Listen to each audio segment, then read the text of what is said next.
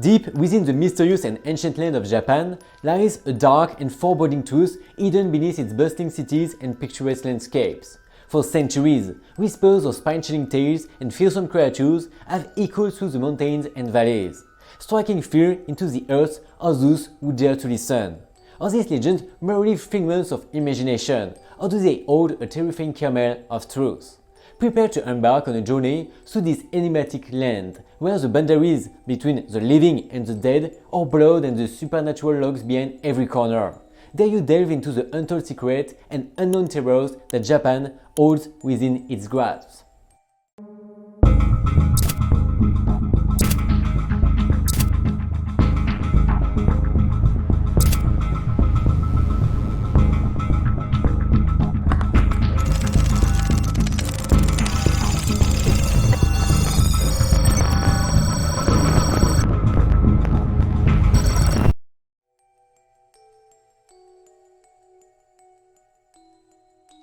Deep in the remote countryside of Japan lurks a creature of terrifying legend, the 8-foot-tall lady, known as Ashishaku-sama.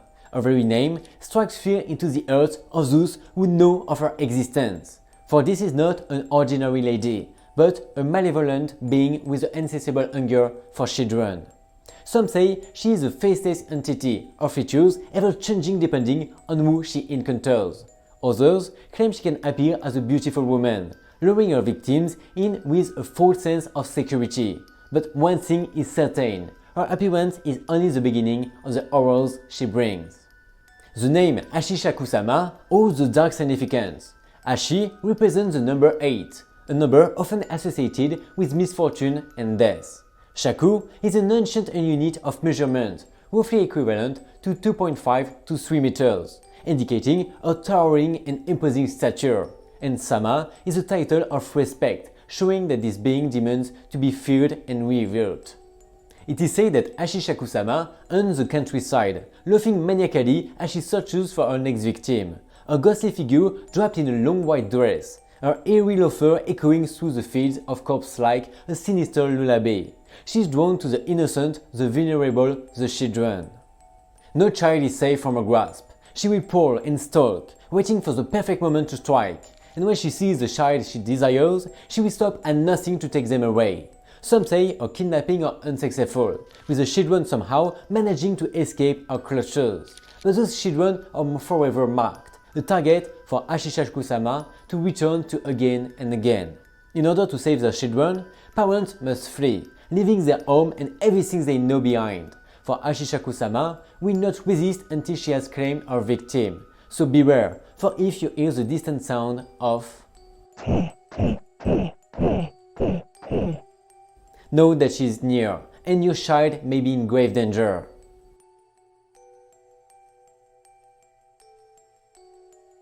The story that popularized the spectre of Ashishaku-sama was spread on the internet by a young man who claimed to have survived a direct encounter with the 8-legged woman during his childhood. According to the story, every summer his parents took him to his grandparents' house in a small rural town in Japan, where he felt loved and free from the pressures of the city. One hot afternoon, while resting on the lawn in the courtyard, he heard a strange sound. He found it difficult to locate the source. He pricked up his ears. It was the popopo popopo popopo echoing in a low, repeating voice. He searched for the identity of the voice. His eyes went to the tall edges that lined the back wall, where he was suddenly confronted with a terrifying image. A woman's hat swayed at an unusual height. He came closer and saw the figure of a bony woman, dressed in white and extremely tall. He looked at her for a very short time until she disappeared. When he returned to the house, he found his grandparents having a tea in the kitchen and told them what he had seen. They didn't pay much attention to the grandson's story, but when he mentioned the woman's extravagant height and the sound she made, they both turned deathly pale, and the grandmother held back a cry. They both knew that it was Ashishaku-sama. His grandfather took him by the arm and made him repeat how tall she was and all the details where she was, what had happened, what he was doing, and what exactly he saw. The old man rushed out of the kitchen and called someone from the hall, and when they were alone, the boy was very frightened, so that his grandmother was trembling with fear. The grandfather returned and asked her to stay with the boy, as he had to go out for a moment, and not to take her eyes off him. When the grandson cried and asked what was wrong, the grandfather sadly replied, "She took a liking to you, child. The spirit is known to seek out children, as they are easily fooled. And once she chooses her victim, there is no escape. You will be forever trapped in her clutches, never to be seen again."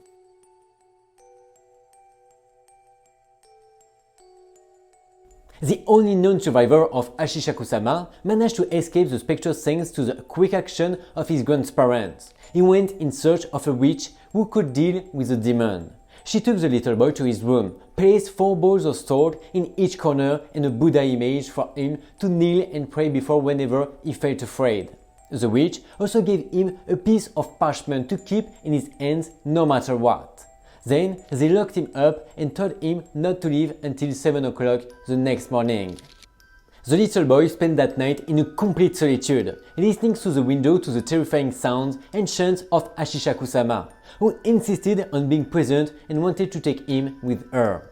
From one moment to the next, he heard his grandfather's voice telling him that if he was afraid, he could go out and join them. But apparently, it was a dirty trick of the ghost. The boy remembered the wish-from instructions and simply devoted himself to praying at the Buddha's feet. As the hours passed, the salt in the balls grew darker and darker. At the dawn of that terrible and eternal night, at 7 o'clock in the morning, the boy emerged from his confinement and was greeted by his grandparents. They all left the house in broad daylight. In a 9-seater car was a little boy and several men from the village. The witch drove. The men, all relatives, told the boy not to raise his head, that the danger had not passed. But he could not help himself. He looked out the window and saw Ashishaku-sama waving in a ghostly white dress. When she met the little boy's gaze, she brought his now frightened face closer. The boy closed his eyes tightly and closed the scroll between his fingers. The demon's chanting grew louder. Only the boy and the witch could hear her. Then the witch began to pray so loudly that he was soon screaming. The chanting stopped. Finally, the boy was taken out of the city, escaping terrifying jaws of Ashishaku-sama, condemned to never return to his grandparents' home.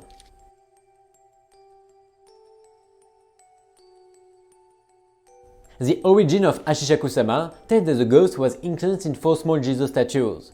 They are representations of the Bodhisattva Jizo-bosatsu, protector of travelers, children and motherhood. These figures as a symbolism of protecting the souls of children who could not be born or who died too young. By imprisoning the ghost in these statues, Ashishaku-sama kept the souls of these little ones away. But one of the statues broke, releasing the spirit. As mentioned before, depending on the person to whom she appears, the woman can show a beautiful face or an empty face without any features.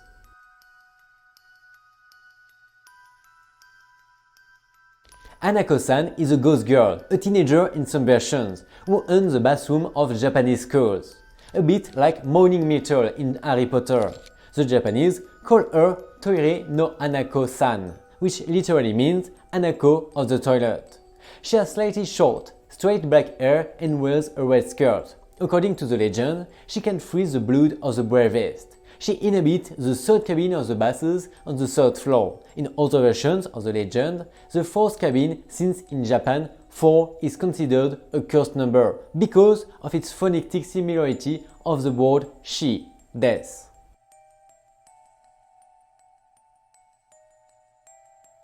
On the other hand, it is said that if you do not open the door 3 or 4, but feel a presence in the toilet, it is most likely Hanako-san. Is there any way to find out? Of course, by provoking her, making her manifest, which you can do by knocking on the door 3 times, calling her name, or asking the key question. Hanako, are you there? It is not certain that she will answer you, although if she does, most versions say that she will say in a low, calm voice. Yes, I'm here. Once you know she is there, you really have to be brave enough to open the door, because she will be even madder than those who open the door without asking. However, if you have an exam in which you got the highest grade, you can rest easy, as Hanako-san is said to calm down and disappear when she sees that you are a great student. However, one version says that whether you have the exam or not, she will disappear by going into the toilet and turning on the valve.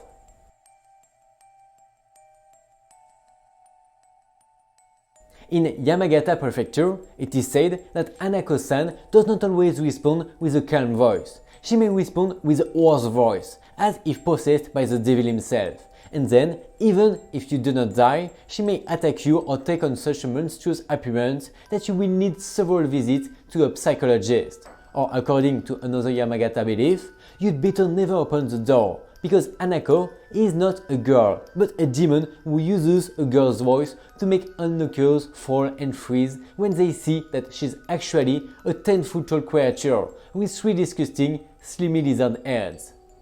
In a certain school in the city of Kuro Sawajiri, it is said that if you go into the 4th cubicle and say 3 times 1番目かけさん、2番目かけさん、3番目かけさん which means first Hanako, second Hanako, third Hanako, a white hand with its light from beyond the grave will appear above the toilet door. At a school in the city of Yokohama, students believe that if you go to the 4th stall in the boys' toilet and flush the toilet 3 times or more while insulting Hanako-san, a bloody hand will rise from the toilet and try to catch you. If it really happens, wait until the toilet is clogged. Then her hand will catch something for sure.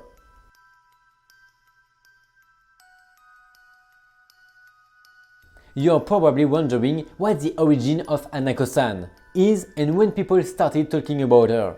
This ghost girl has been on the lips of Japanese people since the 1980s, when she became a legend in urban popular culture. However, some say that Hanako-san was already talked about in the 1950s, although much less so. The following versions of her origin have been proposed. During World War II, Hanako-san was playing hide and seek when she and the other students were surprised by a bomb alert. She hid in the toilet and died there when enemy bombs blew it to pieces.